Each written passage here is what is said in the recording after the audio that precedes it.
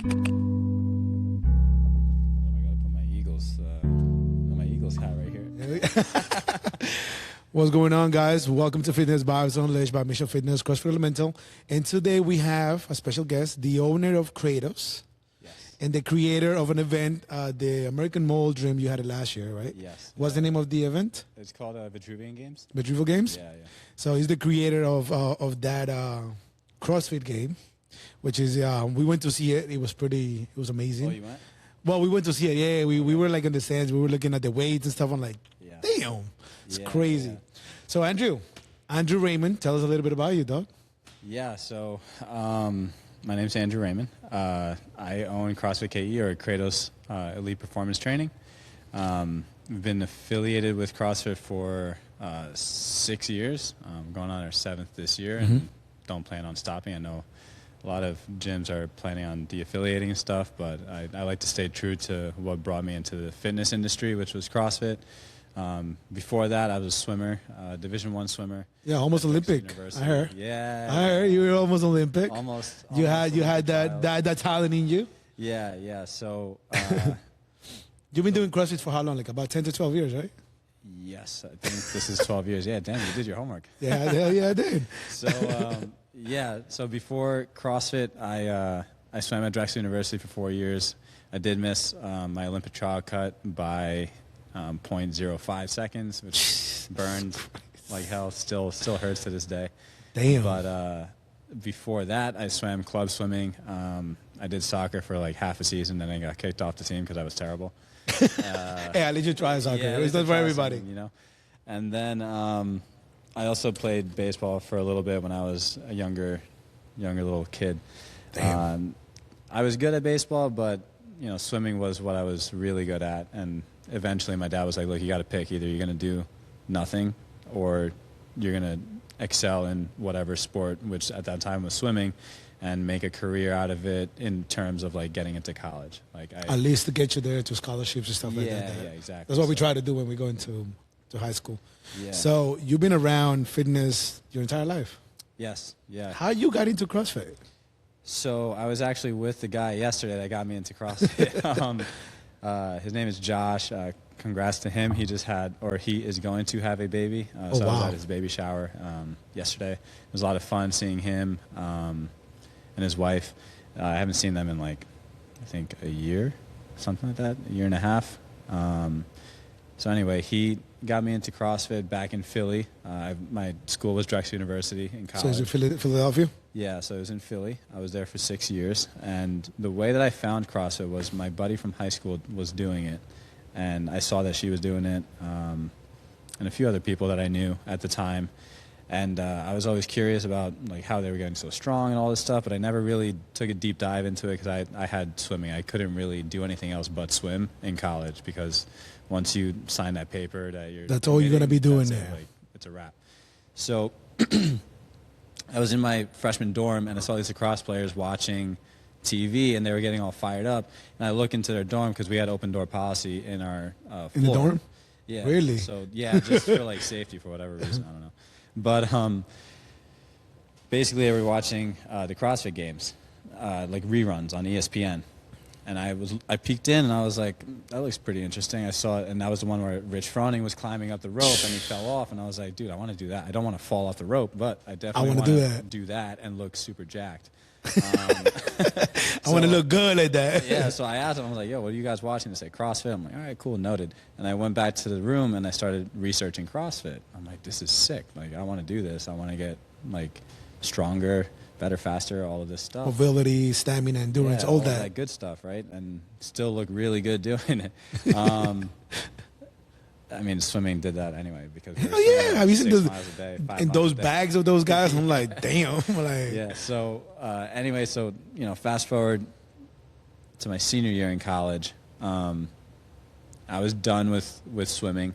I didn't know what to do competitively. I'm a very competitive person, so I was like, I need something to, feed my hunger for a competition.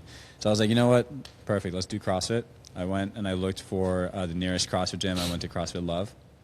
Down in Philly, right? In Philly? Yeah, in Philly. It's not there anymore, but I think there's a branch in Florida. One of the guys that we used to train with, I think, took it down there, or just something like that. So yeah, I ended up training with them.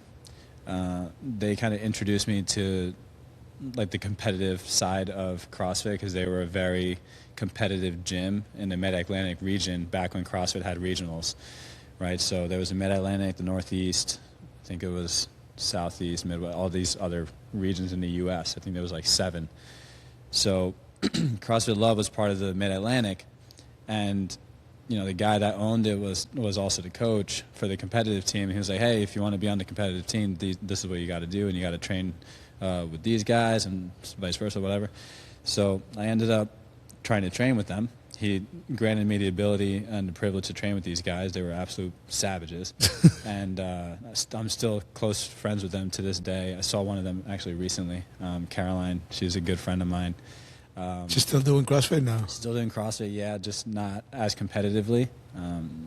She was a very, very elite athlete, like top 10 at regionals for 6 years in a row. Very nice person too. And she actually helped me a lot with the competitive side of like learning kind of how to pace and kicking my ass every day in workouts. It's pretty crazy. I came to learn for the last 2 years. It's Jesus. nuts.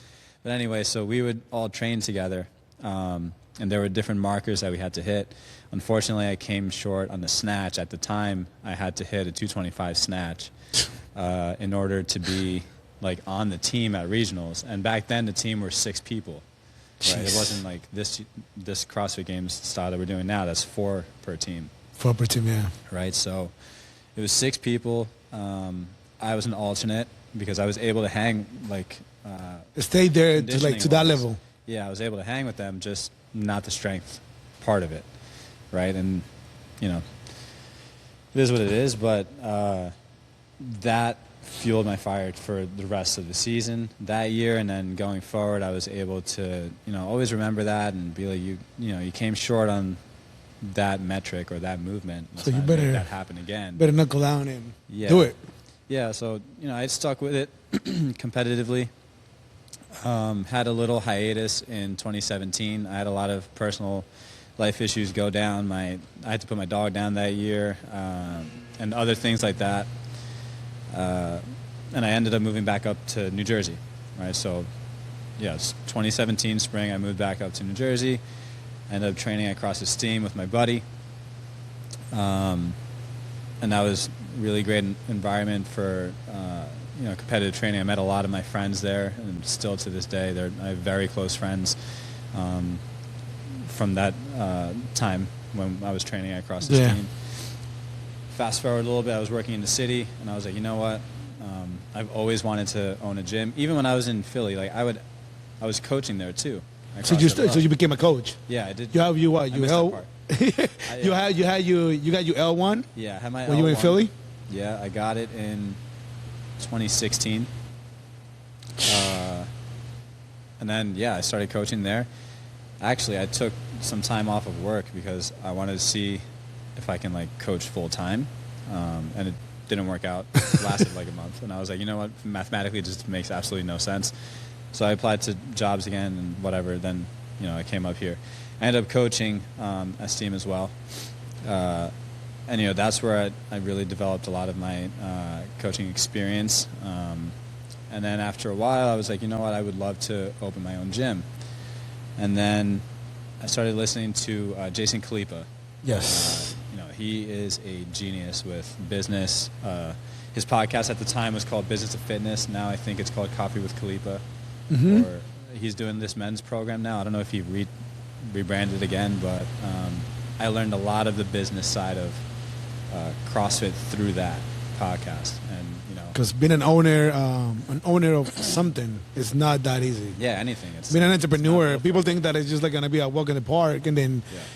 We have noticed with my brother that I'm like, Jesus Christ. And people tend to think that it's a profit, that's what you're going to try to make at the beginning, and they don't understand the kind of debt that you're getting yourself into, or the craziness, the headaches. Yeah, it's a lot. It's a lot of headaches. But you love it. But I love it, yes. Let me ask you a question. Why do you teach people how to do CrossFit? So that's what I was eventually going to get into. Like, I started gym because I wanted to help people get more fit in a fun way. Like, I go into LA Fitness like I used to have. I don't go anymore. I used to have a membership to LA Fitness because I like the sauna. Oh, the swimming part. Oh, the swimming. No, hell no. I don't swim. After college, I don't swim.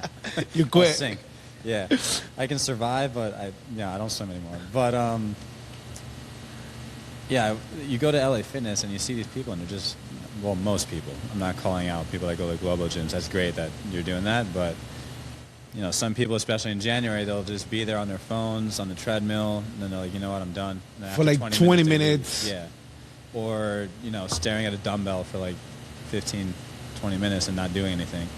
Or like doing a clean incorrectly or a deadlift with a rounded back, and it actually physically hurts me to see that. So besides that, I wanted to help people feel good and be able to play with their kids when they're older, or be able to, you know, help their parents if their parents are elderly and can't, you know, lift things up or shovel snow like the massive storm we had. Like, fitness should be transferable to life, and that's what I like about CrossFit, right? And I wanted to give that gift to people and show people that, you know, you spend $7 a day on coffee, that's literally the same thing, if not more expensive than a CrossFit membership, right? So if you can spend $7 on coffee a day. Starbucks, which is like nuts on the pricing, which is... Yeah, you're getting a milkshake instead of coffee. Yeah. No offense to, you know, people who like Frappuccinos, but like, you know, to me, it just doesn't make sense. It's such a sound investment. It's an investment in your future, an investment in your health. You know, you could prevent so many illnesses with doing CrossFit or just fitness in general. It doesn't have to be CrossFit. But I want to show people that through training styles like CrossFit, that's infinitely scalable, no matter if you're 90 years old or 8 years old. You can do the same workouts. Because even doing like a burpee, it's like you fall, you're standing up. Yeah. That's what my brother try to, when he teaches people, he'd be like, hey, look, listen, like, what if you fall down? Yeah. You got to be able to stand up. So what about if you do that 20 times? Yeah. Next time, if that happens to you when you get older, you're going to be able to stand up. If you do it correctly and you're continuously doing training and fitness, it'll help you out for health. And that's the main thing of what I'm trying to find. What I'm trying to find out from people is like, what's fitness to you? Yeah. What's your nutrition? What's your style of being healthy? What is wellness to you? Like, I'm just trying to learn, because I just started this 2 years ago, and it's not like I know everything. I have no idea sometimes what I'm doing, and I'm asking the coach, I'm asking Edwin, and asking my brother, and asking Joey, and I'm like, I don't know why you guys do this. Yeah. This shit hurts. Yeah. This hurts. It's not fun. Everybody goes like, and when you meet people around there that they know that you do CrossFit, they're like, damn, that's hard. I'm like, yeah. I'm like, yo, how do you do it? I'm like, I have no idea. I wake up because I have no choice. Yeah. I go to the gym because that's the hardest thing to do. I tell anyone the hardest thing to do for anyone is just show up. Once you show up, you got to do something with it. Yeah. I mean, I recently had a conversation with someone. He's been at the gym for, I think, 1.5 years now. He's in his 40s, I believe. And one day he came out to me and said, hey, coach, like, you know, I love the training. I love, you know, I'm getting stronger, blah, blah, blah. But I want to get stronger in my squats. Can you recommend something that will get me there that I can do on the side? And I was like, yeah, 100%. You know, do this squat cycle and you'll most likely succeed in squatting, like getting a PR. And he did a back squat. He's done the cycle 3 times. Each time he's PR'd, right? But on another note, what I told him was, you know, you got to decide what you want to do, right? You want to risk, not injury, but, you know, every time you do a 1 rep max, I think the older you get, the more at risk of injury you're going to get, right? Yeah. It doesn't make sense to do a 1 rep max if you're like 60 years old. 55, like 60. Yeah, it's cool and it's sexy. Like, people love seeing 1 rep maxes, but does it really help the overall, like, the average person? No, it doesn't. Like, what I see to be more impressive once you're like over the 35, 40 mark is, can you do 225 like 5 times for a back squat?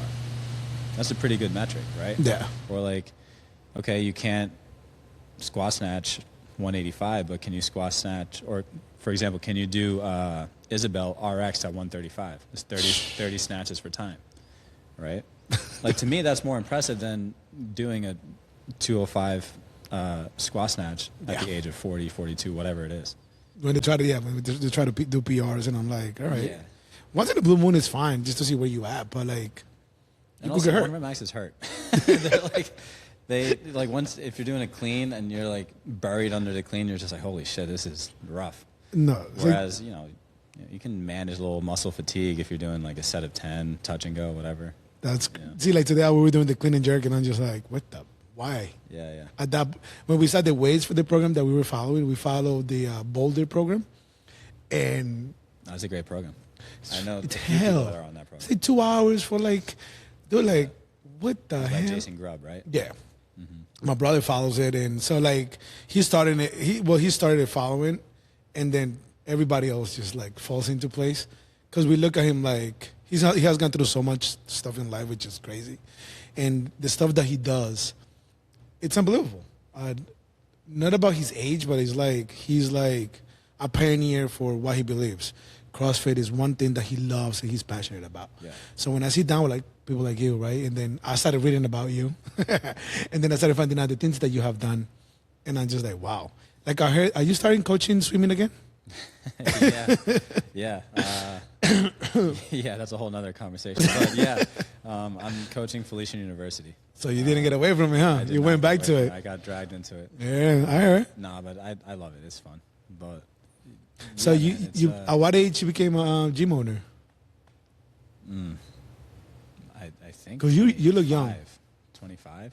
25. Yeah. Wow. Yeah, it was intense. It was actually October 2019, before the pandemic hit.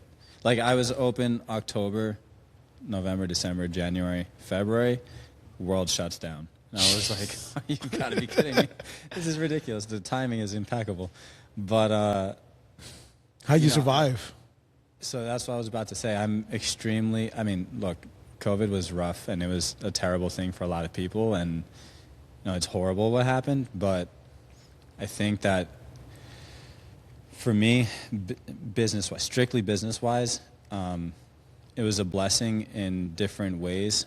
It taught me how to stick to my guns, stick to my instincts. Really, really dial in on my faith. I was always fairly religious. But during that time, I became very religious. I was praying every single day. At one point, I was in this like not so good mental place. Probably June of 2020, because I was like, all right, either I completely close the gym and just work as an interior designer. That's what my degree is in. But I do like construction management and things like that. I'm on that side of interior design. For a company, or I'll do this for a little bit longer and own the gym at the same time. And then, I was like praying all the time, like, God, if this is what's meant to be, then it is what it is, right? And I have a quote, not a quote, a Bible verse on my wrist. That's Proverbs 16:3. Commit your plans to the Lord, and they shall be established. And I think that without a doubt, without blessings from God, from divine intervention, it would have not been possible for me to open the gym, because I still to this day I don't have an explanation for how did it happen, how you stayed. Things just happened, and I was like, you know what, all right, I trust in him, go for it. This space that I'm in now, he presented it to me, and I was like, all right, let's do it. Somehow I got them. Where is KRATOS? It's in Lyndhurst, New Jersey. Lyndhurst? Yeah, and that down payment for the space was significant because I was a young kid. The landowner or the landlord, I was 25. The landlord, sorry, geez, I can't talk. The landlord is an older Italian guy. Like, he doesn't play games. He's like, look, either you personally guarantee this, or we're gonna come after you. And I'm like, okay, that's fine. Like, legally, not any other like fishy business. But I was like, you know what? Yeah, let's do it. I trust in this path. You know, my walk in faith is strong, and I think that this is going to work out. I had that gut feeling that this is meant to be. So I was like, you know what? Let's do it. And you know, things after that were really great, man. I can't complain. You know, we did everything safely. We put paper on the windows, just so that, and not to like hide anything. We weren't doing anything crazy. It was just work out. But, you know, people see gyms, and then at that time, people were calling in gyms and like saying, hey, you know, they're working out, blah, blah, blah, which is stupid. But and a lot of people got sick either way without even being going to the gym. Exactly. And we were doing things really safely. Like, my gym is fairly big, so, you know, we had one person in one corner, 60 feet away was another person. Yeah. And at that time, we had like maybe 15 members. So to me, it was fine. How many members you have now? I think right now we have 112. Jesus, that's good, man. Yeah, so I'm definitely blessed with that. Over the years, it's been, you know, up and down, but now I think we've hit a good groove. We're getting people through High Rocks. We're getting people through CrossFit, personal training. And you also partnered up, I think I saw that you partnered up with somebody before to do a CrossFit competition before too, right? Didn't you? Yeah. So, you know, I teamed up for Meadowlands Classic with John. Meadowlands Classic, yeah. He owns Herd. Yeah. Yeah, so we partnered up, and then, you know, we had different views on where we wanted to take the competition, so we went our separate ways. Yeah, it's pretty professional, you know, and he's doing his thing. He's rocking out with Herd. You know, kudos to him for launching that company and doing Herd Fest and all of that stuff. I know I have a couple. We got a couple of the belts from Herd. Joey brought it to us, and and I think my brother went to one of the competitions that were giving them out. They're pretty good. Yeah, they're solid. So yeah, I mean, he's doing great with that company. You know, God bless. The competition was really nice. I went there. You know, I think he said he was doing 3 days next year, which is pretty cool. It's just long. But yeah, it's a long weekend. It was a long day, and I'm like, all right. I'm looking at my brother on the computer, and I'm like, all right, dude, like, what time we done? Like, this is a spectator. It's rough. Yeah, it's just there. But an athlete goes by pretty quick. I mean, hey, look, the competition was great. It looked like it ran really well. When I see those guys, it makes me feel like, damn, I got a long way to go. You know, and I'm 36, and I'm like, Jesus Christ. Nah, you'll be fine. You'll pick up quick. But yeah, so then we ended up doing our own things. He ran his company, and then I just kept doing the gym. Eventually, I decided to start Vitruvian Games. Which was a great success, I heard. Thank you. Yeah, it was good. You know, we hit it hard with social media. I got really damn good at Canva. Canva's great. I love it now. I use it for literally everything. I pay whatever I need to pay for it. And just use it. It's awesome. Yeah. It does. No, it does help out a lot. Yeah. So it was a great experience. The first year, it was a little small. We did it at the Superdome in Walled Lake, New Jersey. It was great. You know, the people that we had there were pretty fit. And the workouts were not easy. And I think that the way that we had laid it out was pretty nice. How do you come up with the workouts for these competitions? Trial and error. I test them out all the time. And then I have a few people at the gym that are not doing the competition, try them out. Like people that I know that are just don't want to compete, that are at that fitness level for the respective division. They test them out for me, and they're like, yo, like, this isn't like good. This isn't like the best way to go about it. Maybe go this way, blah, blah, blah. And the nice thing about having a bigger gym is that I can test out the workouts in the actual format that it's going to be on the Yeah. So optics are a big thing in pro. We saw the weights for the one that you just did at the American Dream. I was for the Masters. I'm like, oh yeah. Damn. Well, you know, so I have a lot of friends in the Masters world, and all of them are hitting me up, and they're like, dude, you got to get heavier weights for Masters. I'm like, all right, you know, ask and you shall receive. So you should make him run this year. Make him run. Running it, everybody hates running. Look, last year we had a huge issue with the run. So this year my motto is simplicity and like classic CrossFit workouts. The last workout workout 5 that we just announced recently. That one's a little stray from the path from CrossFit, but it's because I wanted to have like a really big show for the last workout, right? So the rest of the workouts are going to be The workouts already came out? good. Nah, just one. Just one. Oh. Just one. Yeah, we gotta go check him out. Yeah, Because we're my not brother gonna wants to sign up for it, but he goes like, should. damn those weights. Ugh. They're just guidelines. That doesn't mean that we're actually going to use them. And you never know. All of that stuff are not going to show up. That's for sure. How'd you come up with that competition? Like, what was your idea behind it? So Leonardo da Vinci made Vitruvian Man, right? So that image is basically the perfect proportions for a human anatomically, right? So I thought that's the perfect logo for a competition and the perfect name for a competition if you're finding the fittest in the area, right? So you have to have the perfect competition setting, you have to have the perfect scores and everything like that in order for you to get to the top. So I thought that that was a great name, thought that was a great message, logo, all the above. And I love Leonardo da Vinci, and also Dave Castro, believe it or not, had a big influence in that too because of the way that he programs. And I've been obsessed with the way that he programs. I like his programming. I love his programming, except for like 2 opens ago. I think that was actually Adrian Bosman, but there was one open that everything was hinging, and I was like, dude, I can't. My back is going to explode. But anyway, so I love his programming, and then J.R. Howell from We Prefer the Hate. That's down at CrossFit Crash. And then there's one other, Brute Strength. I love their programming as well. And then my longtime coach, Michael Verado.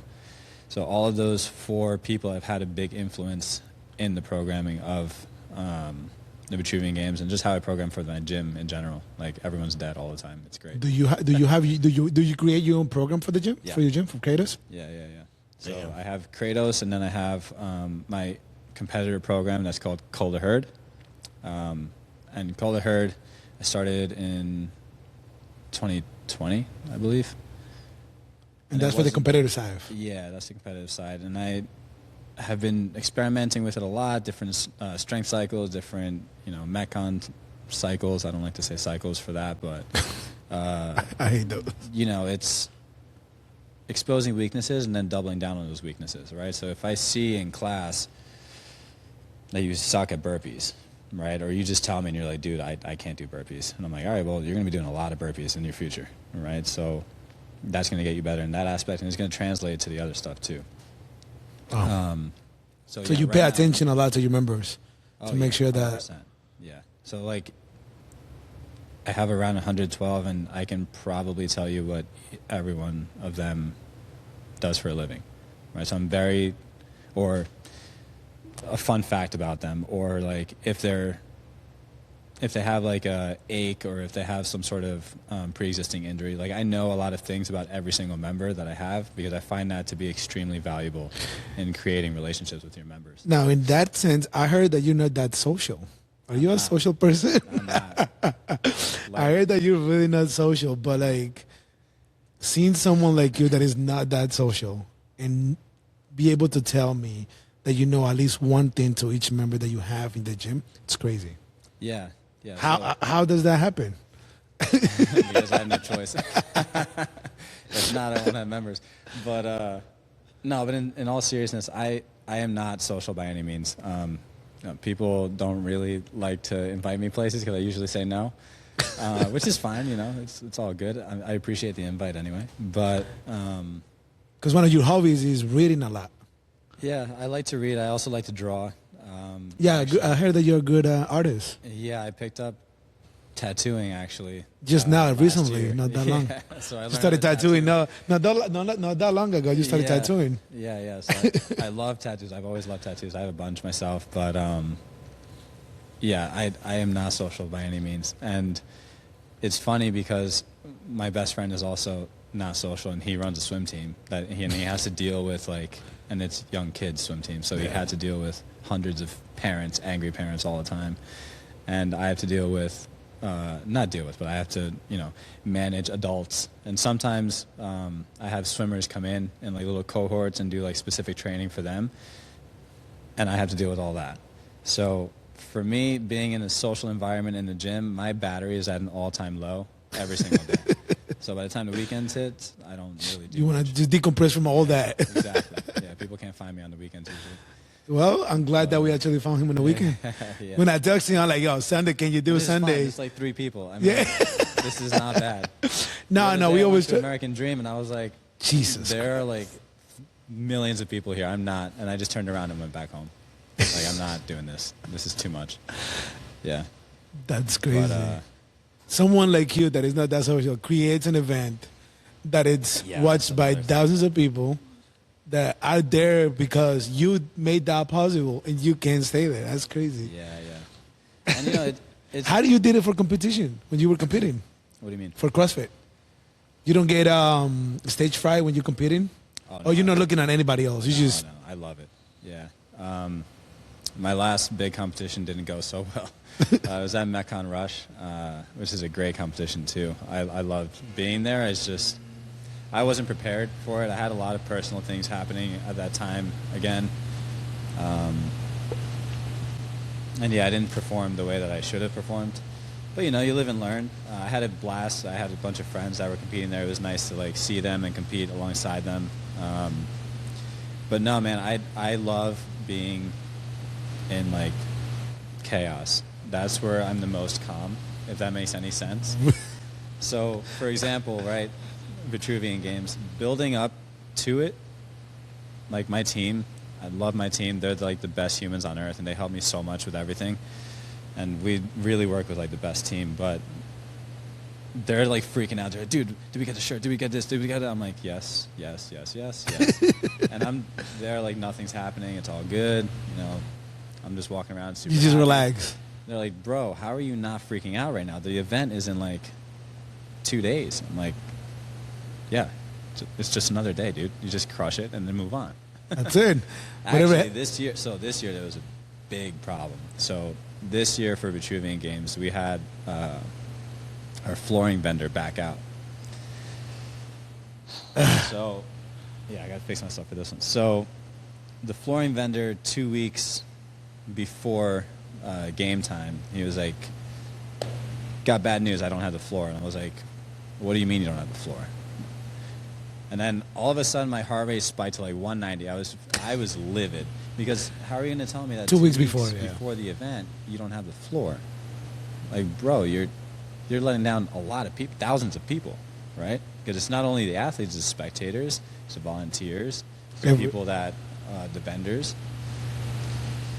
So I told the team that, and we had a meeting about it and like kind of figured out how we were going to go about this and like sourcing different places that we can get flooring at like a last minute. And I was super calm throughout the whole thing. I gave myself 5 minutes, right? This is my rule of thumb. If I can give myself 5 to 10 minutes to be angry and just hate everything and whatever, I'll get over it and then move on, right? Because there's no reason to duel on something that... Yeah, it just doesn't make any sense, and it's not going to help the situation. What is me being angry going to do about getting the floor? Absolutely nothing. It's going to make things worse. So I was like, all right, I'm pissed off, whatever. And I hung up the phone. Immediately I went on like different websites, tried to find flooring. We ended up finding a flooring. We bought it. It was there within a week. Everything was fine. Now, come the competition day, there was a situation with the floor and the way that the venue set it up or whatever, which is fine, but the temperature from the top, I don't know if you remember, there's like a... Yeah. like Teflon or some sort of transparent material. So the sun was going through that, obviously, and it was making the floor super hot. So it was bubbling. That's what I heard, floor. yeah. And I was like, oh, no, this can't be happening. So... Because one of our members, she participated in that event. Yeah. She did, I think, the beginners, I think it was. Yeah. No. And she told us about that the floor was bubbling a little bit because of the heat. Yeah. Which won't happen again. We already both the floor and everything like that. So we're good to go, guys. It's like we're ready this time. Yeah, it's a lot better flooring this time. But in a pinch like that, you can't freak out, and that's the reason why I'm saying that is because in that chaotic moment, I didn't really have time to freak out. So I was like, you know what, it is what it is. We don't have the floor. Let's figure it out. Let's move on, and we'll do the best we can. That's the only thing you can do, right? Like same thing in a competition. If you cramp up, you're gonna have to figure it out. You're not gonna sit there and like cry about it, right? You're just gonna adapt and overcome. That's the best thing that humans do. That's what our bodies are built to do. Adapt, right? Damn. 5 minutes to be angry. I'm gonna keep that one on my book now. Curse everybody out, and then after that, be like, all right, I'm good now. Let's go. But then, so like, in the day of the competition, the first day, a lot of things happened. There was like miscommunication within one of the teams, and one of the heats went delayed. People were missing the directions on the run. Whatever. Excuse me. So good. A lot of things happened that day. But again, as a director, my job is not to lash out at anyone's fault. I don't really care whose fault it was. As long as we fix it and then we get it going correctly for the rest of the competition, that's what the goal is. So all of this is like a very big lesson every time that we run a competition on how to navigate certain situations. It's never going to run perfect. I mean, even the CrossFit Games, sometimes it doesn't run perfect. They do a pretty damn good job, though. I mean, to handle that many kind of people. Yeah, it's insane. They do an incredible job, Rogue and all of them. But the things that people got to also understand is that these are all volunteers. Yeah, right? They're not getting paid to be here.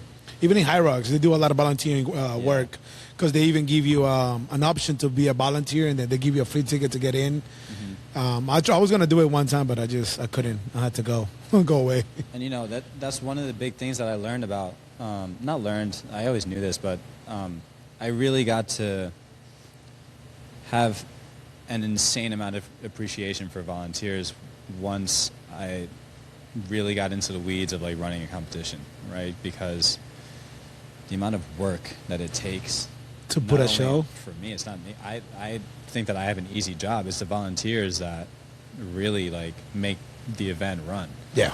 So, I think that everybody that competes should be a volunteer at some event. So then they can have a little bit more appreciation, and they say, oh, well, this is why you shouldn't yell at judges. Because they get mad at the judges. I used to be one of those athletes where I got really mad at my judge back when I was like 2018, 2019, when I really was kind of green in competition still. And over time, I matured a little bit, and I was like, all right, whatever. Like, even in Metcon Rush, they have some of the best judging out there. One of my good friends, Manny and Yamaris, they're head judges there all the time. Even at my competition, or our competition, they're usually the head judges at. Last year they weren't, but I think this year they're going to be. The amount of work that they put in, it's a lot. They don't deserve to get yelled at, right? They're there to do a job. If you're not doing a rep, then just move on, bro. Like, just say, okay, and then keep going. That's why you train. Just say, okay, and then keep going. That's what I do now. For example, one year at Metcon Rush, she no-rep me for a pistol, and I was like, are you serious? I like stopped, and I looked at her. I'm like, are you serious? She goes, yeah, get lower. I'm like, okay. So I'm exhausted at that point. So I just do the pistol, and I'm like, is that better? And she's like, yes. I'm like, all right, perfect, we're good. So, you got to make it fun. Competition is, people get heated. I get it. Yeah. Volunteers don't deserve to get yelled at. No, it happens in every event. I think I saw my share. There are some judges that shouldn't be judging. Yeah. But that you see everywhere, right? Even at my own competition, like we're not perfect. Again, volunteers, in the they are trying to do the best they can. Yeah. They do understand what you're doing. Yeah. But yeah, no, we completely get it. Eventually it falls on me. That's my fault, right? So choosing who's going to be able to help out. Yeah, we send out a survey every year to all the athletes, and we're like, hey, what'd you like, what you didn't like? And we got a lot of really fantastic feedback this year. So we learned from all of that, and what we're planning on doing this year is capitalizing on the feedback and really showing people like, yeah, we care about your input. Your opinion. Your opinion matters. We want to make this the best event in the Northeast. because the Northeast doesn't really have too many individual events at a very high level. Yeah. So, you know, we're going to be improving on all those fronts: judging, workout, simplicity, floor plans, flooring, which we already covered, and then judging as well. So I'm excited to have people come out, show up, and then see that, you know, competitions do care about the feedback, and we are looking to make like a very big impact on the Northeast fitness community. Is it going to be at the American Dream again? Oh yeah, yeah. Yeah. Yeah. You don't want to back down from that one, huh? No, we were going to do some crazy stuff, but not this year. Maybe next year. Hey, there's always next year to get better, right? Yeah. Now, let me ask you a question, a more personal question. Do you follow any kind of nutrition? Sort of. I mean, I don't really eat out too much. If I do, I'll grab like pizza. I love pizza. Mr. Bruno's in Lyndhurst is pretty damn good. Yeah, I've been to Bruno's. What's it called? I don't do that Vodka anymore. slice. I can't. Super good. But no, nutrition. I used to work with Stacey Marino a lot. She was a fantastic nutrition coach. She helped me get ready for the Open. I think in 2024 is when I was working with her. I felt really great. And then I had to stop because it was just getting too stressful. My mental just wasn't doing well with that and other stuff. And now I'm not really doing too much of hard tracking. I have like a guide that one of the coaches that was with us in the fall, Jessa Quendo, she helped me out with nutrition. So you try to follow like some kind of regimen, just a little bit, not that crazy. Some people do get into like 100%. I judge it based on like when I'm working out and then how much I'm working out. So on my rest days, I won't really eat like crazy, but when I'm working out or training days, I'll eat a pretty good amount. But I'll try to eat my carbs like 2 to 3 hours before I work out, so I feel good. I'll have a lot of protein. I don't really do protein powders anymore. I try and get everything from meat. I drink a lot of milk, like at least 1.5 gallons a week. Of milk? Yeah. Yeah. I can't drink milk. I found out coffee milk is a thing in Stu Leonard's. Coffee milk? That's mad good. Yeah. Really? Coffee milk. I need to look for it. It tastes like a melted milkshake. It's amazing. That's crazy. Yeah, next time if we do another one, I'll bring one for you guys. Yeah. But no. Like, see, like, I don't know. For nutrition, for me, it's like, I'm not very picky eater. I can't eat just vegetables. So for me, it's been difficult to try to find a good nutrition regimen. So my brother helps me out with that because he went for dietitian. Okay. So he helps me out a lot, but there's some things that I just can't eat. I let go of sugars as much as I can, but that's just... No, my big vice are cookies. But do you think that nutrition has anything to do with fitness too, or do they go hand to hand? Yeah, 100%. When you were competing to the Open? Yeah, more recently, in like the past 3 years, 4 years, I focus way more on nutrition than I did in the past. One, because I don't want to say this, but I'm older. So now I have to, I guess, follow some sort of healthy eating diet or whatever. But I think that it does help a lot with performance. Like you have to replenish your muscles of glycogen. You gotta, be able to get your good amount of protein in, creatine, other supplements that people take, collagen, fish oil. Like, I think all of that stuff plays a huge role in how you perform, especially at a high level. Like, if you want to come in the top 1%, you gotta be dialed in. I mean, the year I have an athlete that I coach, Tyson Tolles, he came top 100 in the Open in the world, and the year that he did that, he was super dialed in on all fronts: nutrition, sleep, diet. I just said that. Training, everything. Putting in the time in, because that's what it takes. Pretty much. He works real hard. Like, I give him a lot of credit because the stuff that I give him is not fun, but the work shows. Like when game time comes, he pushes to where he needs to, and he gets to where he needs to be. Would you want to compete again? Like competitive? 100%. Yeah. That's what I'm starting to get back into it. I kind of took a little break. The past few months have been a little rough. I know I keep saying personal issues. I got a lot of things going on. Hey. But, I'm starting to get back into it. Does it help you out going to the gym, working out, getting into fitness? Has it help you out with your emotional emotional problems that you have or mental problems that you have, does it keep you grounded in a sense? Yeah, it does big time. Taking classes does. Training, I train by myself most of the time. It's pretty terrible.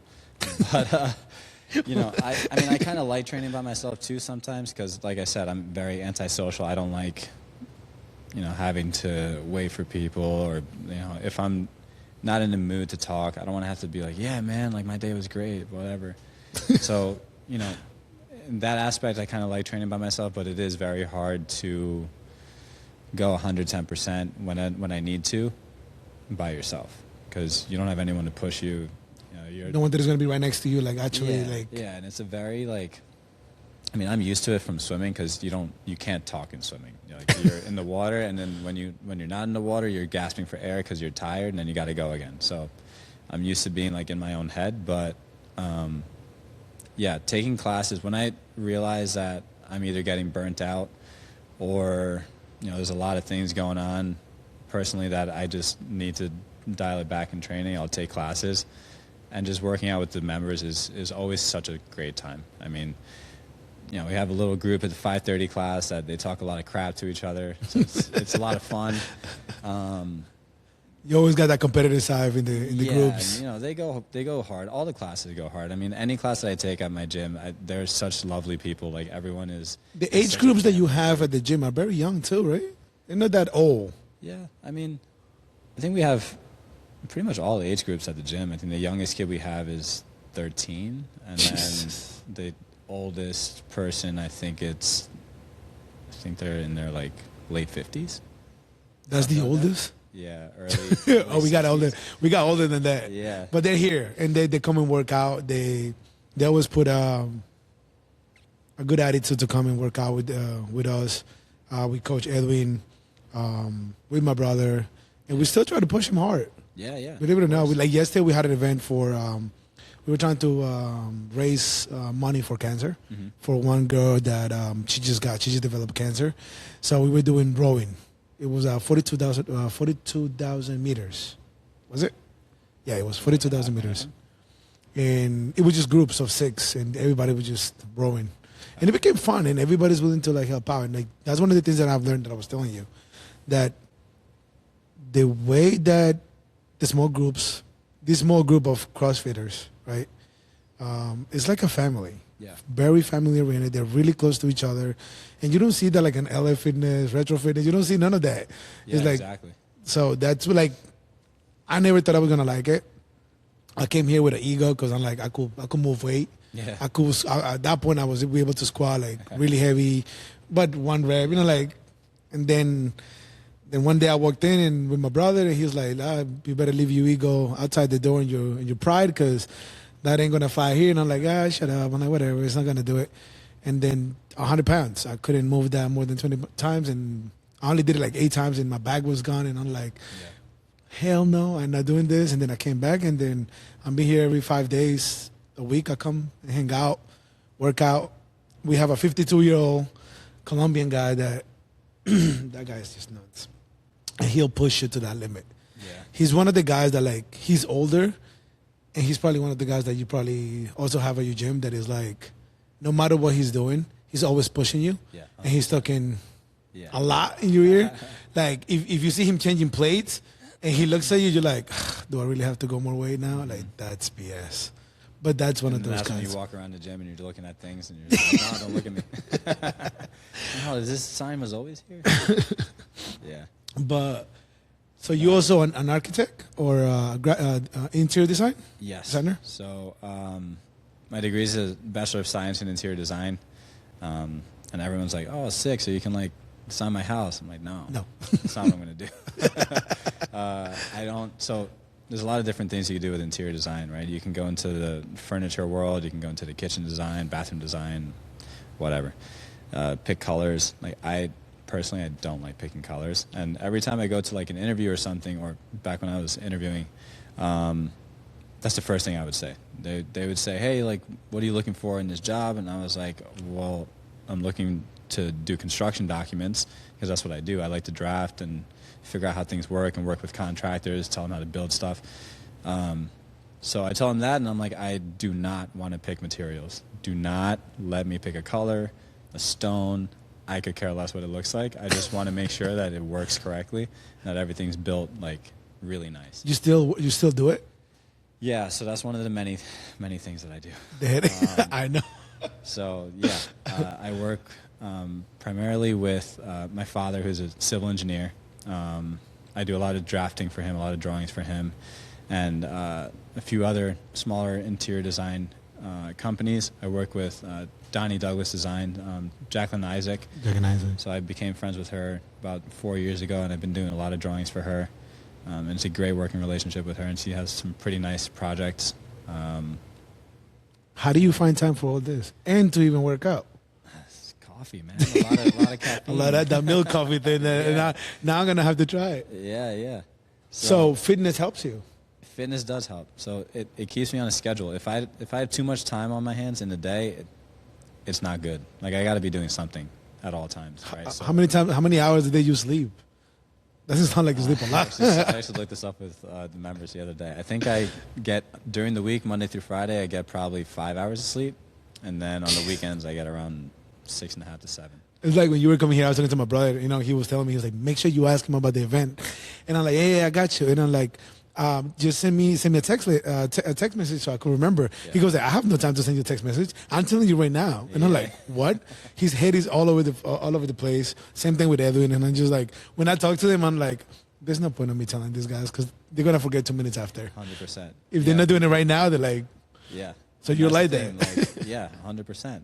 People at the gym, they're always so the drinks. Sometimes we have a list, and then I go to do billing, and then it's not there for like a few days. Because I keep forgetting to put it up there or make a new list. So like, yo, Andrew, you got to put a list up. I'm like, yeah, I got it. And then someone just ends up doing it for me. I'm like, okay, thank you. Because I end up forgetting. It's little things like that. But so what is it? Would you say that everything that you be doing for fitness, life, or whatever, is it consistency, discipline? What is it that motivation? What gets you to that level?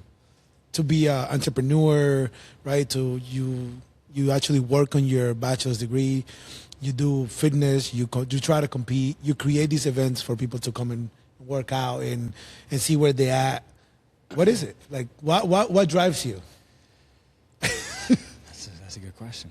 I think that it's leaving a legacy, right? So like if I die tomorrow or if I'm driving and I get hit by a car or something, I want people to remember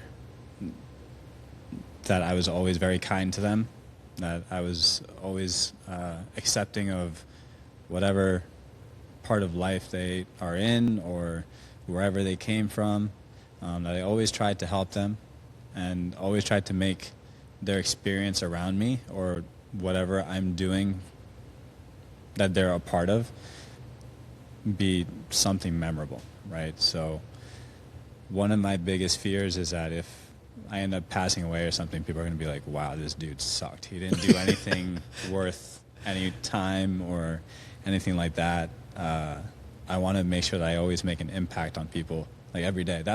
So I don't do New Year's resolutions, but what I do say every year is like, this is the year that every single day you have to make an impact on one person, whether that's like checking up on them, saying like, hey, how you doing, Billy, I haven't talked to you in a while, bro, like you haven't been to the gym in 2 weeks, what's going on, everything okay, or and you actually mean it. Yeah. So that's one of the things that I heard about you was that you're very humble. Yeah, I heard that from people around you that I did ask even before today, because I asked some people today, and I asked, and when we started texting, I'm like, all right, I don't know him. I just got into, like I said, like I got into this 2 years ago. My brother got into, 5 years ago? Edwin got into it 5 years ago. These are the guys that the pioneers that motivated me, right? So when I heard that, like, yo, you don't know Andrew Raymond, you don't know Andrew? I'm like, I don't know who he is. But when the first thing that people say, like, he's very humble. The second was like, he's not that social. He's not that. That's the second thing that they said. And then the third thing that they said, he was like, he's very smart. He's very smart. and he knows what he's doing, right? So that's the main thing, the main three things that I hear about you. So just hearing that is like, yeah, a legacy. And I think a lot of gym owners think the same way you do, because even the co-owner of this gym, so she said something very interesting. I was like, because I was telling her, like, oh, I want to get my L1, just to be able to help out whenever you guys don't have coaches. Mm-hmm. And, I was like, oh, I don't want to do it just for the money. I'm not even here for the money. I do it because it's like a family-oriented thing. And then she goes like, yeah, because if it was for the money, I wouldn't be here. And I'm like, and I said, why do you do it? And she goes like, for the people. Yeah. And I'm like, to hear another gym owner say it, it's amazing. Yeah, man. I mean, I feel it's tough, right? Because you look at, for example, CrossFit South Brooklyn, Brandon Osorio. He does an incredible job with his gym. Like, I went there for a seminar. I think they call it affiliate summits, like 2 years ago. And his gym has 3 buildings in Brooklyn. All right, so imagine the rent on that. So he has like 6 full-time coaches, including himself. He has a front desk lady, and and I don't know how many classes he has. And he has 1 building just for open gym. So like, you can make a lot of money in CrossFit if you're talking business-wise, right? But he's in a very different bracket. Right? So like, not to make excuses, because he does do a very good job at his gym. Like, it's incredible. But, he has a lot more people in Brooklyn. You can, if you lose one member, you can definitely get another one fairly easily. Whereas here, not so much, right? So like, because people are scared of CrossFit for some reason. Yeah, it's because of social media, right? You see Jason Hopper snatching 315, and you're like, oh, I don't want to do that. And you're like, bro, nobody in this gym can do that. Trust me. Nobody's going to get to that level yet. Yeah. So that is one of the things that I don't like about social media with CrossFit, is that that's the only thing people see. They don't see, the person learning, like you said, how to do a burpee, because if they don't have Life Alert, like, they got to get up, right? So, I think as a gym owner, you can't approach CrossFit or even CrossFit competitions really expecting to make like $1 million. It's just not going to happen, right? Unless you have really good experience like Jason Kalipa, Brandon Osorio, CrossFit Crash, like a lot of different gyms that already are at that point, but they built themselves up there. It took them a while to get there. People see the product, but they don't see the process 20 years that they were grinding. Like Jason Kalipa's first gym, they didn't have a rogue rig. They had a 4x4 with a pipe. You know what I mean? And like little pipes sticking out of it for squat racks. Like, that's one of the things he said in his podcast. And as you go, you learn things like insurance and taxes and Wodify and how it all works in the back end. So it's definitely a learning process. But when I wanted to open a gym, it wasn't for the money. Like, I was like, if I can hire coaches and do it, that'd be great. But I love coaching. This is what I love to do. Sometimes I get frustrated. Everyone's human, but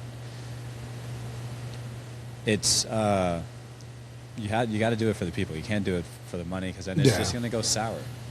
People are going to notice that. That you're just doing it for the money. That up things. Yeah. Because they want to feel like you care about them. Yeah, and the same thing with competitions. Like, one of my good friends, Dan Church, he actually competed last year at Vitruvian Games, and I put a story up, and I was like, damn it, what was it? Oh, I said, like, ask a question, and he put a very good question that I haven't seen asked before. It was, why are you running Vitruvian Games? And I was like, holy shit, that's a good question, bro. Thank you. Also, thank you for putting me on the spot. But I answered, and I was like, I want it to be a celebration of fitness. I want everyone to be able to come together and celebrate fitness without the drama, without, having to be scared of whatever. It should be similar to what they're doing with Wadapalooza, where, everyone comes together and it's a great time. People are having fun, elite athletes are watching scaled athletes watching teams, and so forth. So, there has to be an alternative reason why you're doing it. If you're doing it for the money, people are going to sniff that out in 2 seconds. Yeah. And, you know, it's just... And it's getting bigger and bigger. Yeah. But... little by little. It's not that... yeah. I mean, yeah, we floated around the idea of doing a qualifier this year. I didn't think that it was the right time for it. Also, I personally don't like doing qualifiers, so... There's one thing that I say to all of the members is that I wouldn't program something for you guys that I wouldn't do. So if I don't like doing qualifiers, then why would I have a qualifier? I know that this is probably going to come to bite me in the ass at some point in the future, but no, it's not. It's a personal choice. It's a preference. You know what I mean? I don't know about qualifiers. It's not for everybody. Yeah. Like my brother says, CrossFit is not for everybody, but everybody should at least try to do it. Yeah. Well, that's the thing. It's funny because like CrossFit isn't for everybody, but it actually is. Yeah. Like people just choose to not like CrossFit because they don't like lifting weights or whatever, but or mobility or running like me. Well, yeah, running is definitely. I used to play soccer, so like I used to run a lot, and then what was it like 2 years ago? We did. There was supposed to be 15 of us doing an Ironman. A half Ironman. My brother just finished Lake Placid in July. The full? Yeah. He's a savage. What was the time? My brother's a beast. I forgot, man. I forgot off the top. Now we gotta have his brother here to talk about the Ironman. It's an interesting conversation. Damn, I forgot, man. I want to say like, does 13 hours sound about right? 17 hours? I don't know. That's crazy. That's crazy. But he did. I remember his splits. I think I remember his splits. He did 55 minutes on the swim. He was a swimmer too. He swam for NYU. So he did a 55-minute swim. He did around 6 hours on the bike, I think. And the marathon, I think he did in like 4 something. 5 something like that. Dude, that's just nuts. And he didn't even run that much, or bike. I'm like, bro, I was stressing out more for him. I'm like, bro, can you please get on your bike?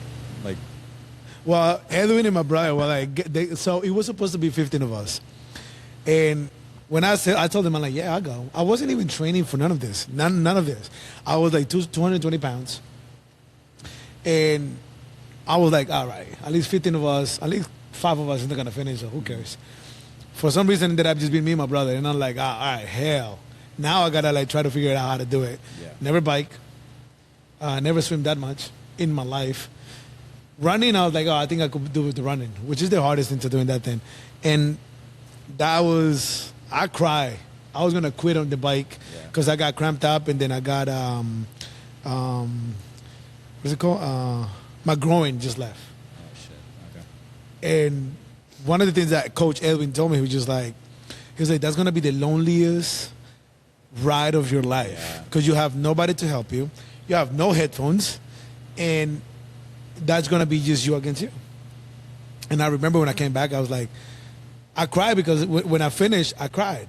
Even though that I saw my brother in every freaking time that I saw him, I was looking for like guidance or like hope. Yeah. But you coaches or you gym owners, I don't know what the hell's wrong with you guys, but you guys just tough love. I remember before we jump into the water, he told me, he said, when was the last time you actually worked out for 8 hours straight? And I'm like, never. He was like, damn, all right, well, I'll see you at the end. And he was freaking me out because of the swim trunks that we were using. It wasn't the ones that help you float a little bit, I guess. So he was like, he was freaking me out because I've never done it. I'm like, all right. I see him in the bike part. I'm going down and he's going up, and I'm like, how much more? He goes, shut the hell up and keep going. And I'm like, you ain't helping. And then the running, he was like, you better don't give up now. So it's like that motivation pushes you to do certain things that I'm like, I would never thought I was going to be capable of doing that. Yeah, I mean, Ironman's a whole nother Have you ever done one? Animal. No, but I do want to do one. Like, before I die, I'm definitely going to do an Ironman. Probably going to do the same thing my brother did, not really train for it, but, you know, I would like to do an Ironman with my brother one time. How old is your brother? He's older or younger? He's younger, yeah, 7 years younger. He is 26 now. Yeah, no wonder he did. Or he's turning 26. No wonder he did in that time. Yeah. My brother took like 14, 15 hours, something like that. Okay. For the full one. The half Ironman, I think Edwin and my brother, they did it in 5:49, 5:59, something like that. Yeah. The half Ironman, I did it in 11, the first one, 220 pounds, never done that. 8 hours and 11 minutes. Jeez. But you have no problem. I hope not. No, you. I just need to learn how to fuel correctly for that stuff. But we have a run club at my gym as well, the Techie Run Club. Techie Run Club? Yeah. It has different times or different age groups? Yeah. One of the members actually runs it. I don't really do much for that. One, because I don't like running, and two, because he's like very adamant on growing it, right? And he owns Tio Eddie's taco truck, so he kind of combines the two businesses, and then we. That's a good idea, though. Club. Yeah, it's a great time. I mean, he has a lot of people, and I think he has close to like 60 to 80 people. And that's in Lyndhurst? The way he does the running? No, actually. Well, sometimes they meet at the gym in the mornings, spring, summer, fall, and in the winter they kind of do their own thing. Gotcha. But yeah, everyone that is in that run club, they're like, oh, so, you're the other guy in the run club. I'm like, yeah. They're like, all right, well, you got to run, right? I'm like, no. No, I don't want to. And then they're like, yo, are you going to run a marathon? I'm like, no. The only way I'm ever running a marathon is if I'm doing it in an Ironman. And I refuse to do a half Ironman. Cosmo, one of the, because I don't want to know how that feels like, because then I got to do a double, and I'm going to be like, ugh. It's not fun. So I'd rather go from a full to a half, and then I get to compete with my brother. So it's not fun. Well, I competed against my brother, and he's just like, my coach Edwin and my brother, they bet that I wasn't going to finish. He bet that I would. My brother was like, no, $100. At the end of $100 that I didn't finish. For $100. That I didn't finish, and then when I finished with this Argentinian guy, because again it was like 2,000 something people in Colombia, and I'm like, I can't be there. I'm gonna be the worst one. I'm like, I've never done this. And when I get to the finish line, I see my brother, and I'm ready to hug him because I'm like, this is hard. Yeah. Who signs up for this hell? It's like $500 just to sign up. It's a lot of money too, right? And then whatever you had to do. Yeah. And I went to hug him. He goes like, damn, you make me lose the bet. I was like, I was fucked up. That was the worst. That's funny. But so discipline? Yeah. Consistency? It's what drives you into everything? Hard work. Perseverance? One thing I forgot to mention was making my parents proud, right? I'm very close to my family. So you're very family oriented? Yeah, it's really only us four. I mean, it's the two dogs and me, my mom, my brother, and my dad. I'm not really close with my other family members. No, grandma, my father's side, passed. When no I was kids? Young. No. Not married? I got to ask. No kids. No, I don't know. No, not married. And that's very important to me because you only get your parents for a very limited time on this earth. It's a short time. So I want to make sure that if they go somewhere, they always have something positive. Well, not that the parents have negative things to say about their kids, some parents, but I want to make sure that they have a reason to say, hey, like my son just did this, right? Like seeing my dad tell all of his friends, like, yeah, my son did an Ironman. Like he finished the Lake Placid Ironman, which is one of the hardest Ironmans you can do. Like to me, that makes me super happy. And proud of your brother. Yeah, and I'm super proud of my brother because that's something not many people can do, especially at the time that he did it in, and with the lack of training that he did. But, he did it, and we're all super proud. And what was his perspective in regards to the Ironman? What did he say anything after it? He finished, and we saw him walk, and he went straight to the pizza, and like. Let me rephrase that. He didn't walk. He stumbled to the pizza and he ate, I shit you not, 10 slices in a row. I'm like, damn. Yeah. I mean, he can put some food down, but I was like, it just takes everything out of you. Yeah. Everything. I was like, go see that. And then he thought that he lost his toe now, and he was all upset about that. It was funny. It was funny because he was kind of disoriented too, but it was a nice moment. When was the one, the Lake Placid? Last July. Last July. Yeah. So it was in the heat. Yeah, hot weather. Well, actually, no, it was raining. So it was on and off rain. I don't even know what's worse. Like when you talk to people about doing those things, it's like, yo, do it in the cold. I'm like, no. And then I did it in the heat twice because my brother didn't believe me that he was like, you got lucky. Because it was 8 hours, 11 minutes. you only have 8 hours, 30 minutes to finish. So he goes like, you got lucky. Okay. And then he signed me up a month after. He goes like, yo, you're going to go Dominican Republic, Punta Cana, another hot-ass country, 95-degree weather, 95% humidity. And I'm just like, why? And I was like, all right, babe, I'm going to prove that it wasn't luck. That's and right. Then I trained. Because I only trained like 2 months before I did day one in Colombia. Mm-hmm. But feeling proud of you, brother, that's one thing that I also feel proud of is my brother, too. Like, his passion was curving when 5 years ago when he started this journey of his. And he has done some crazy stuff. And I would love for you to meet him. I think you probably know him. Gio, right? Gio. Yeah, no, so you know him. He does some crazy things. Oh, yeah, they Kilimanjaro. No? Kilimanjaro and Elbrus in Russia. And which one was the hardest one? Elbrus. When he was in Russia, he called me, and he's like, "Yo, I don't think I'm gonna make it." And I'm like, bro, why? What do you mean? He goes like, no, my head is pounding, and like my breathing is not right, and I'm like, no oxygen. So I try to be like the brother because I'm the youngest, and I'm like, don't do it. If you can't do it, just don't do it. There's another year. And then he was like, no, I got you. And then he called, and then he texted me. He's like, you already know what I'm gonna do, and I'm like, yeah, go for it. And then he texted me, he's like, I'll talk to you later, and I'm like. Ugh. Then my heart started pounding. I'm like, so that brother love, I do feel it, even though that obviously me and my brother always have drifted apart sometimes, but we always come back together. And seeing that you are like that, man, kudos to you. Honestly, it makes me feel proud that, I could get to meet people like you doing this podcast. And that was what I wanted to do. Yeah. I wanted to bring it to different gyms. Hopefully one day we could have it at KRATOS. Yeah, whenever you want. Talk to... You can black out the lights, do some cool stuff. Hey, definitely, and meet more people around in your gym. Talk to your brother. Yeah. We could ever set it out, so he could tell us about a little bit of the Ironman. 100%. And actually, the guy Tyson that I train or that I coach, he's done multiple Ironmans full. I would love. He's a good conversation. Definitely, we could get in touch with him. And my last three questions. Okay. Well, not my last three questions. My last question for you would be, if there was 3 things that you could tell someone that is starting into fitness, nutrition, or to be healthy, what would be those 3 things that you would tell them to be like, hey, listen? I would say just start. Don't double think it or don't second guess yourself. Just get day 1 going and then get back into day 2. And communicate with your coach. That's the first thing I would tell them. Second thing I would say is it's not always going to be easy, right?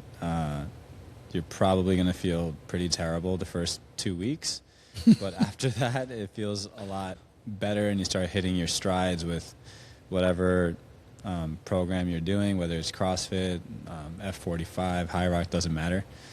It's all the same principles. Just keep showing up. And then I think number 3 would probably just be don't stop. Because once you stop and you get comfortable on your couch, it's game over. Right? You always have to strive to be uncomfortable. If you're comfortable, you're not doing things right. And there was actually a former Navy SEAL, Chad Wright, that said this quote that always sticks with me. And it was... if you're consistently hitting your standard is nowhere near high enough. Damn. Right? So damn. That's something that I try and tell the swimmers that I coach at Felician and any athlete that comes up to me and they're like, how do I get better? I'm like, well, get higher standards. Like my standard for myself is extremely high. And so I think you better... anyone that you talk to about me will probably say the same thing. I'm extremely, extremely hard on myself to a point that's probably not healthy, but if we don't have high standards, we'll never achieve the goals that we're getting, and I truly believe that. And I think that you guys are cut. You guys are cut from the same cloth. I'm telling you, like people that I have talked to from gym owners is like my brother will say, is like if I don't show them how that it could get done, and I don't put my standards that high, then what are these people coming to the gym for? Exactly, yeah. So sometimes, not to drag out, I know we're... No, don't worry. No, we got time. We got time. We just... sometimes I program sometimes every day I program pretty hard workouts, right? I know that they're finishable. Sometimes I program workouts that are not finishable, right? And I do it on purpose. Yeah, and I tell people, I'm like, hey, look, sometimes you're not going to finish these workouts, and that's the point. To push yourself to a point that you're extremely uncomfortable and that you know what failure feels like, because that's the only way you're going to learn. You know, all of us got to where we are now because of some sort of failure, right? Something that fuels us, or we learn from it, whatever. So the reason why I'm saying that is because sometimes I'll program a workout that not everyone can finish. Maybe 20% of the members can finish it. And then sometimes no one finishes, and they're like, Coach, this is not possible. And I was like, you want to make a bet? And then they're like, yeah, sure, do it, and then show us that it's possible. I'm like, okay, I'll do it. And I end up finishing it. Sometimes I don't, but, you know. Get close to it. I get close to it. I'm like, this would have been possible if this, and this happened. Or I'll just admit it. I'm like you said, I'm humble. I'd be like, look, I overprogrammed, but, you know, sometimes everyone needs that, even myself. Like, to push yourself. Yeah, games level athletes need that sometimes too. Even in the personal life too, you need to push that. Yeah, the standard all the time. Exactly, you got to push the standard. So again, if your standard isn't up there to the point where you're barely finishing things, then you know you're not gonna really meet the goals that you want. I like the fact that you bring you actually like bring everything into perspective to your members, and you try to teach them not just about workout but also in life, because believe it or not, that motivates people. Yeah, I mean, things that we do in the gym, like I said, is always transferable to real life. Do people come to you and be like, yo, Coach, that's what's up. Thank you for everything. Yeah, sometimes. And that's honestly, like, that's super, super rewarding. Changing lives. Yeah, changing lives. I mean, sometimes I joke around with the college kids that I should probably get a second degree in, like, psychology. Oh, that's an idea that I heard. That, like, unlike their psychologists, their mentor. Yeah, many hats. But that's what's up, though. That's something that it's interesting to see on people. Yeah. That you're willing to do that, and that you're willing to do this even though that you know that's social. Yeah. When I heard that, I'm like, why is he coming here then? Like, that's crazy. But weird for the podcast? Yeah. No, I love doing this. Is great. I mean, again, 3 people. Not that many people, small space. It's all good. But no, I love doing this. I love getting the word out and telling, like, giving my value back to the community. I mean, I think that's super important. I think too many people are too focused on making money, or being like, ooh, I'm going to do this because, you know, no one else has, or I'm going to do this because the other guy is not going to have it so I can get all the members. Like, that's not, like, we should all just help each other, bro. It's not that hard. No. I mean, we're far enough apart, and there's enough people on this planet that if you're not getting members, you should probably focus on your business and not what I'm doing. You know what I mean? And when is the competition again? What day, what's the date? August 22nd and 23rd. There we go, guys. Yeah. Who's going to sign up for it? I can't wait to see. We're trying to see the weights. So, because my brother goes like, it's time for you to compete because I have never competed on anything. Yeah. So he was like, yo, you should do it. And my brother's waiting. He's like, if he puts some crazy weight for the Masters again, that's going to be too. No. There was one workout. I'm not going to program this for Vitruvian Games because we already have gymnastics, bar muscle-ups in it and stuff like that. But there was a workout that I programmed for the gym the other day that would have been perfect for it. And I'm pretty pissed off I couldn't add it. But it was 5 rounds, 11 thrusters at 115 for the guys, 75 for ladies, and then I think it was 7 bar muscle-ups. And it was perfect. That would have been dead. I think it was a 12-minute time cap. I just got my bar muscle up. So. Nice. There you go. It took me over a year. Awesome, it took me over a year. Yeah. So, you know, we're looking to do classic CrossFit stuff. The test number 5 was already announced. We're going to probably announce the next few in the next few months. Yeah, I'm excited, man. I know. I'm sure. I'm going to get myself to your gym one of these days and then, you know, schedule come train. A train and hang out for a little bit, get to know, you know, your gym. Yeah. I'm very interested on helping out. And the reason why I mentioned, like, to bring the podcast to you guys, too, and to your gym is just because I want people to know about this. You know what I mean? Like, you guys are helping. Believe it or not, I do believe in you guys helping. When I see older people coming here and helping and being able to do a deadlift and they're like 60 to even Fabio, which is crazy, 52-year-old guy, and he could still deadlift like 400, 500. I'm like, what the hell?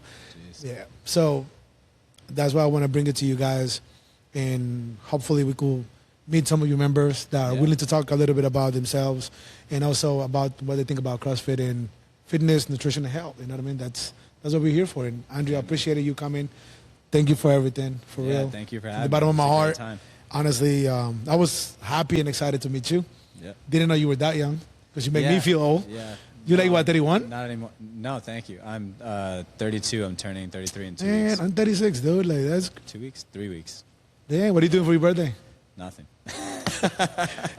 Tattooing somebody? Home. Yeah, maybe tattooing. Now I know who's gonna tattoo my next arm. Yeah, there we go. Yeah. No, I'm staying home, man. I'm all right, chilling out bro. with my dog. But I appreciate it. I appreciate everything. You came, hang out, talk a little bit about you, and definitely we're gonna have you again before the games. Yeah, I'd love to come back. We'll do the podcast from his gym and before the games, so you could announce it and hopefully we get there. Yeah, sounds good. Thank you guys. Appreciate it, and stay tuned for the next one. Thank you.